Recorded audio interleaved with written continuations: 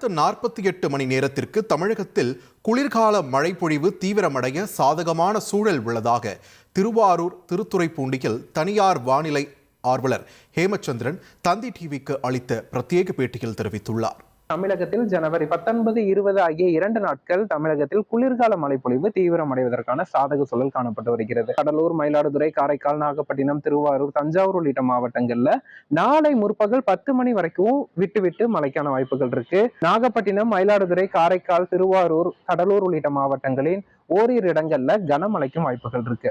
தென் மாவட்டங்களை பொறுத்த வரைக்கும் ஜனவரி 19, 20 ஆகிய தேதிகள்ல பரவலாக சற்றே கனமழை முதல் கனமழையும், மேற்கு தொடர்ச்சி மலைப்பகுதிகளான திருநெல்வேலி மாவட்டத்தின் கக்காச்சி, ஊத்து, நாலுமுக்கு, மாஞ்சோலை போன்ற பகுதிகளில் மிக கனமழையும் பதிவாவதற்கான சாத்தியக்கூறுகள் இருக்கு. தென்காசி, குற்றாலம் பகுதிகளில் நீர்வீழ்ச்சிகள்ல அதிகப்படியான நீர் வருவதற்கான வாய்ப்புகள் இருக்கு அடுத்த 2 தினங்களுக்கு. தமிழகத்தில் நிலவக்கூடிய இந்த குளிர்கால மழை வானிலை இன்றும் நாளையும் நிலவும்.